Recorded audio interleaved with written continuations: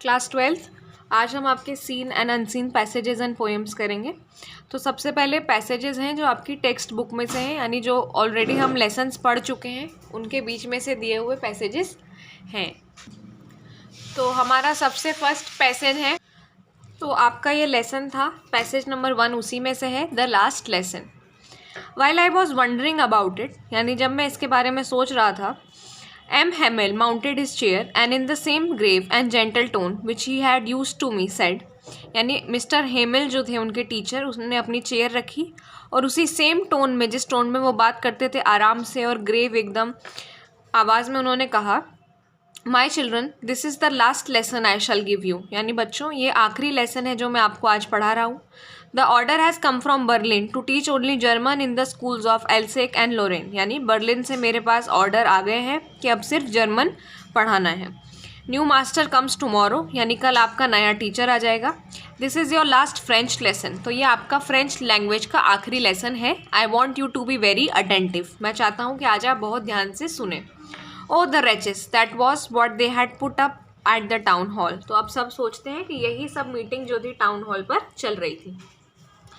तो पहला क्वेश्चन है, मिस्टर हेमिल कौन थे? तो हम जानते हैं कि वो फ्रेंच टीचर थे। मिस्टर हेमिल क्या पढ़ाते थे? मिस्टर हेमिल फ्रेंच पढ़ाते थे। थंडर क्लैप का मतलब क्या है? थंडर क्लैप का मतलब होता है एकदम लाउड और क्लियर, जैसे कि हमको एकदम बिजली की आवाज़ सुनाई देती है। Dash was to be taught in Alsace and Lorraine, Alsace और लॉरेन में क्या पढ़ाना था? जर्मन पढ़ाना था। What have been put up on the bulletin board, bulletin board जो होता है, जो पिनिंग बोर्ड होता है स्कूल का, उसमें क्या लिखाया गया था?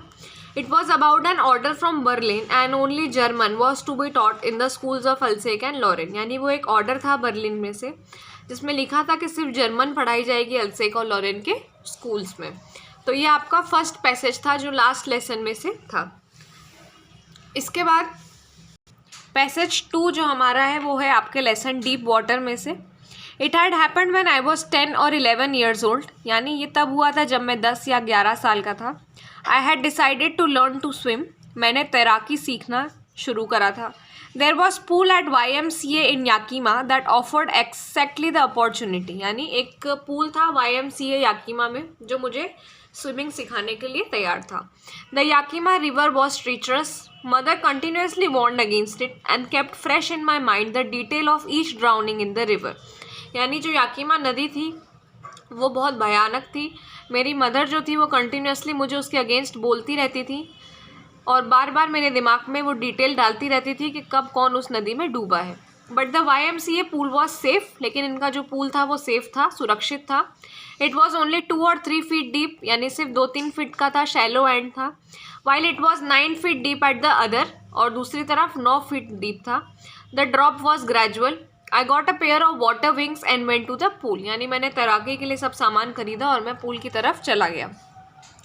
आई hated to walk naked into it and show my skinny leg but I subdued my pride and did it, यानी मुझे आधे कपड़े पहनकर अपनी पतली टांगें दिखाने में शर्म आती थी, लेकिन फिर मैंने ये करने का भी ठान लिया और मैं ऐसे ही चला गया। From the beginning however I had an aversion to the water when I was in it, यानी लेकिन शुरू से ही मुझे थोड़ा डर था। This started when I was 3 or 4 years old and father took me to a beach in California, यानी ये तब शुरू हुआ जब मैं 2 या 4 साल का था और मेरे पिताजी मुझे कैलिफोर्निया की एक बीच पर ले गए थे। He and I stood together in the surf, यानी कि हम दोनों एक ही साथ खड़े हुए थे। I hung on to him yet the waves knocked me down, यानी मैं उनसे टंगा हुआ था लेकिन फिर भी बहाव इतना तेज़ था कि मैं नीचे गिर गया और मेरे ऊपर से पानी निकल गया। मैं पानी में गड़ा हुआ था। माई ब्रेथ वॉज गॉन, ऐसा लगा जैसे मेरी सांसें चली गई हैं। आई वॉज फ्राइटन, मैं बहुत डर गया था। फादर लाफ्ड, पिताजी जो थे वो हंसते रहे। But there was terror in my heart at the overpowering force of the waves, लेकिन मेरे दिल में एक डर बैठ गया। My introduction to the YMCA swimming pool revived unpleasant memories, और जब मैं इस पूल में आया तो मेरी जितनी भी मेमोरीज थी जो अच्छी नहीं थी वो सब आ गई। एंड स्ट्रिट चाइल्डिश फियर, और मेरे अंदर एक अजीब सा भय, बचपने जैसा भय आ गया। But in a little while I gathered confidence, लेकिन मैंने फटाक से थोड़ी ही देर में कॉन्फिडेंस अपने अंदर लाया। I paddled with my new water wings, और मैंने पैर मारना शुरू करे। Watching the other boys and trying to learn by aping them, और मैंने दूसरे लड़कों को देखा और उनके जैसे ही करने की कोशिश करी। एपिंग यानी कॉपी करना। I did this 2 or 3 times on different days, यानी मैंने अलग अलग दिन पर 2-3 बार ये करा और फिर मुझे लगा कि ये आसान हो गया है मेरे लिए पानी में रहना, लेकिन उसी समय पर एक मिस एडवेंचर हो गया, यानी एक दुर्घटना हो गई। I went to the pool when no one else was there, मैं पूल पर गया जब वहाँ पर कोई भी नहीं था। जगह बहुत शांत थी, वाटर एकदम स्टिल था, हिल नहीं रहा था। नीचे का पानी एकदम वाइट दिख रहा था, ऐसा लग रहा था जैसे बाथटब में पानी भरा हो। I was timid about going in alone, यानी मैं पहले थोड़ा डरा हुआ था कि अकेले कैसे जाऊँगा, तो मैं पूल के साइड पर ही बैठ गया, लोगों का वेट करने लगा। तो पहला क्वेश्चन है कि ये लेसन कौन सा लेसन है जिससे ये प्रोज लिया गया है, तो ये डीप वाटर है। पूल कहाँ पर था? YMCA पर। कौन सी नदी थी वहाँ पर? Yakima. The narrator went to the pool with, क्या लेकर गया था वो पूल में? Water wings. Narrator's father took him to a beach in, narrator के जो फादर थे वो उनको कौन सी बीच पर ले गए थे? कैलिफोर्निया पे। कौन सी एज में राइटर ने सोचा कि वो स्विमिंग करना शुरू करेंगे? एट द एज ऑफ 11, यानी जब वो 11 साल के थे। Was the YMCA pool safe, क्या वो पूल सुरक्षित था? बिल्कुल वो सुरक्षित था, सिर्फ 2 या 3 फीट गहरा था वो। Where did the writer's father take him when he was 3 or 4 years old, जब वो 3 या 4 साल के थे तो उनके पिताजी उन्हें कहाँ लेकर जाते थे? कैलिफोर्निया के बीच पर। तो ये जो भी क्वेश्चंस आपको आए हैं वो मोस्टली बीच में से आए हैं, एक एक लाइन के, तो वो आपको बहुत इजीली मिल जाएंगे अगर आप इसको अच्छे से पढ़ लेंगे। और क्योंकि आपकी बुक में से दिया हुआ है तो आपको वैसे ही टेक्स्ट याद हो जाएंगे क्वेश्चन आंसर्स के थ्रू। थर्ड पैसेज अब हम शुरू करेंगे जिसका लेसन है lost spring. One winter morning, I see Sahib standing by the fenced gate of the neighborhood club, watching 2 young men dressed in white playing tennis. तो एक सुबह जब सर्दी थी तब मैंने साहिब को खड़े हुए देखा नेबरहुड यानी पड़ोस में, फेंस्ड गेट के क्लब पर, यानी यहाँ पर फेंसिंग थी। तो उन्होंने देखा कि 2 यंग मैन वहाँ पर वाइट कलर के कपड़े पहनकर टेनिस खेल रहे थे। आई लाइक द गेम, उसने कहा मुझे ये खेल पसंद है। Content to watch it standing behind the fence, यानी उसने देखना कंटिन्यू रखा।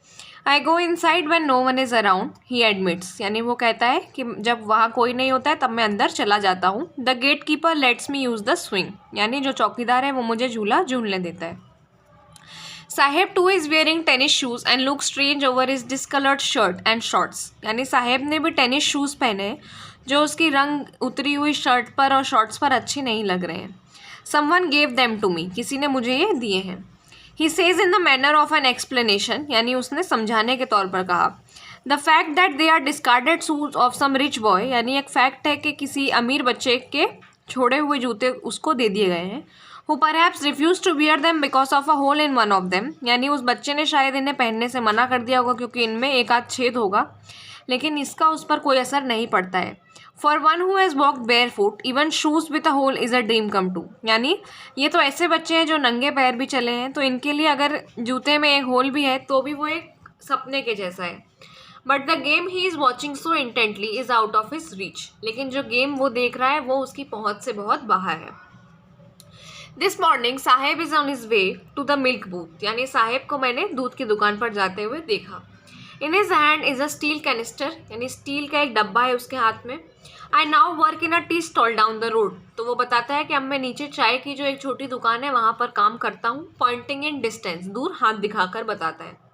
I am paid 800 rupees and all my meals, यानी मेरा खाना भी वही देते हैं और साथ में 800 रुपये भी देते हैं। Does he like the job? I ask, मैंने पूछा कि क्या तुम्हें ये काम पसंद है? His face I see has lost the care free look, यानी उसके चेहरे पर एक जो हंसी खुशी थी वो चली गई है।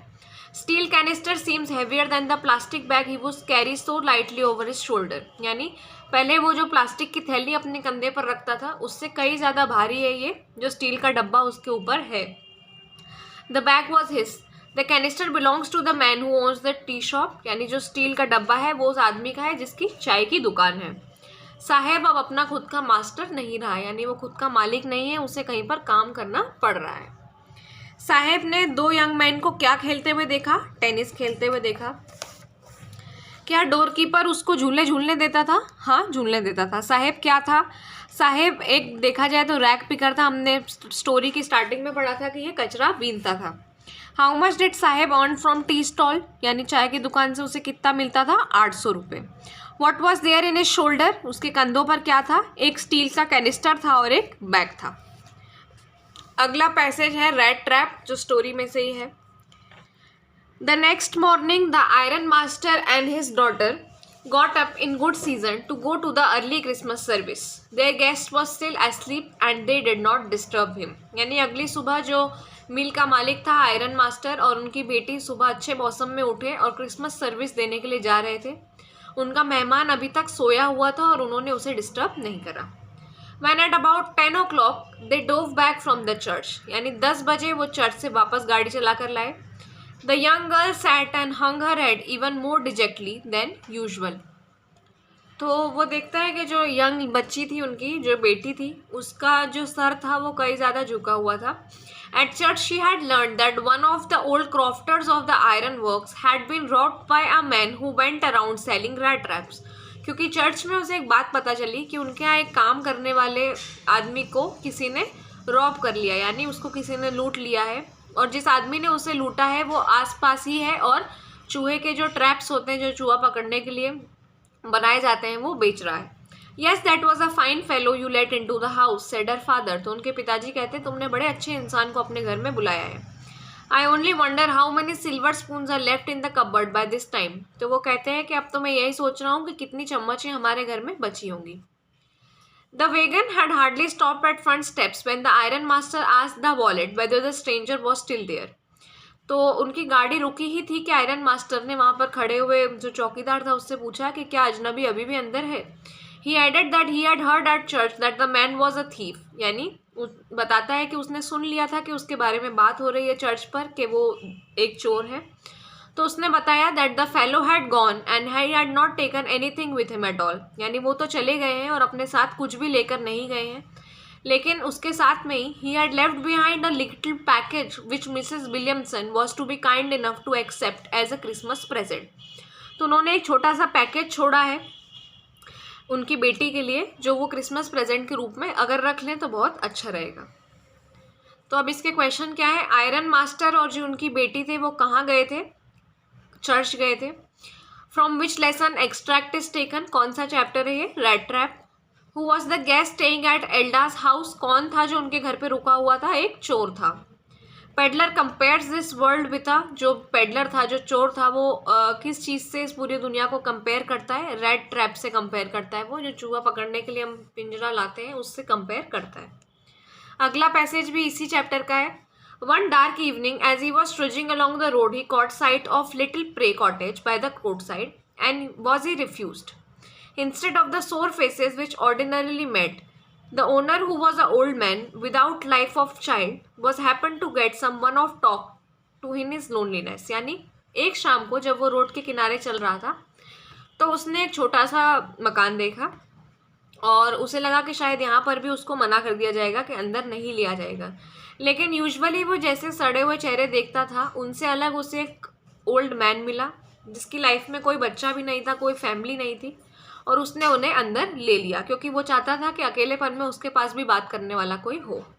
Immediately he put the porridge pot on fire, उसने दलिया बनने के लिए बर्तन रखा, एंड गेव हिम सपर, खाने के लिए उसे चीज़ें दी, and carved off such a big slice from his tobacco roll that it was enough both for stranger's pipe and his own. यानी उसने तम्बाकू का एक रोल बनाया जो दोनों के लिए काफ़ी था। Finally he got out an old pack of cards, यानी आखिरी में उसने ताश के पत्ते निकाले और फिर दोनों ने साथ में बैठकर तब तक खेला जब तक सोने का टाइम नहीं हो गया। तो अब इसके क्वेश्चन क्या है कि जो एक्सट्रैक्ट है वो कौन से लेसन में से लिया गया है, तो लेसन हम जानते हैं रैट ट्रैप है। What did the host offer the stranger, यानी अजनबी को जो मकान मालिक था होस्ट था उसने क्या दिया, उसने उसको बहुत सारी चीज़ें दी थी पर उसमें से था सपर और टबैको, ठीक है, खाना भी दिया था और तंबाकू भी दिया था। Why was the owner happy to see the stranger, यानी स्ट्रेंजर को देखकर वो खुश क्यों था, क्योंकि वो चाहता था कि उसके लोनलीपन में, अकेलेपन में कोई बात करने वाला हो, तो क्योंकि वो अकेला था इसलिए वो उसको देखकर खुश हो गया था। The pair of opposite use in the extract is, कौन सा अपोजिट इनमें यूज़ किया गया है, सोर और हैप्पी, यानी यूजुअली जैसे वो मुरझाए हुए चेहरे देखता था उसके अपेक्षा उसे एक अच्छा खिलखिलाता हुआ चेहरा दिखाई दिया था। एक और पैसेज है लॉस्ट स्प्रिंग में से। I remember a story a man from Udupi once told me, यानी एक मुझे कहानी याद है जो मुझे एक आदमी ने सुनाई थी। As a young boy he would go to the school past an old temple where his father was a priest, यानी एक जब वो बच्चा हुआ करता था तो उसके स्कूल के बगल में एक टेम्पल था, मंदिर था, जहाँ पर उसके पिताजी पुजारी थे, तो वो वहाँ जाता था। He would stop briefly eight the temple, यानी वो थोड़ी देर वहाँ रुकता था और प्रार्थना करता था कि उसे नए जूते मिले। 30 years later आई विजिटेड इस टाउन, यानी 30 साल बाद जब मैं उस गाँव गया और मैंने उस मंदिर को देखा तो अब वहाँ पर एक डिसोल्यूशन की एयर थी, यानी बैकयार्ड में मैंने देखा कि नए पुजारी रहते हैं। वहाँ पर सफ़ेद और लाल कलर की प्लास्टिक चेयर थी।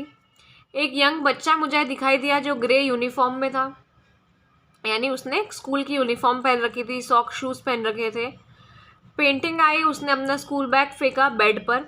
लुकिंग एट द बॉय, मैंने सोचा कि यहाँ पर एक दूसरा बच्चा भी आया करता था जो प्रे करता था। Had made to the goddess when he had finally got a pair of shoes let me never lose them. जब उसे जूते मिल गए थे तब उसने प्रार्थना करी कि मैं इन जूतों को कभी खोना नहीं चाहता हूँ। गॉडेस ने उनकी प्रार्थना स्वीकार करी। Young boys like the son of priest now वोर शूज़, लेकिन यंग बच्चे जो हैं वो अब पुजारी के जो भी बच्चे हैं वो सब जूते पहन रहे हैं, लेकिन बहुत सारे रैक पिकर्स जो हैं यानी कचरा बीनने वाले जो हैं वो आज भी हमारे नेबरहुड में मिलते हैं, यानी पड़ोस में हमें दिख जाते हैं, लेकिन वो शूलेस रहते हैं, यानी अभी भी वो शूज़ नहीं पहन पाते हैं। जो स्टोरी जिसने सुनाई थी वो मैन कहाँ का था? Udupi. Man who stopped at the temple prayed for, यानी जो वहाँ पर रुकता था वो किस चीज़ की प्रार्थना करता था? पेयर ऑफ शूज़ की। In the backyard of temple, यानी मंदिर के पीछे जहाँ पर प्लास्टिक की चेयर्स थी वो किस कलर की थी? रेड और वाइट कलर की। और मेरे नेबरहुड में अभी भी कौन शूलेस था, यानी कौन अभी भी बिना जूतों के घूम रहे थे? रैक पिकर्स, यानी कचरा बीनने वाले। तो ये आपके इतने पैसेज थे जो ख़त्म हो गए। ये सारे चैप्टर्स के थे जो हम ऑलरेडी कवर कर चुके थे पहले, स्टोरीज़।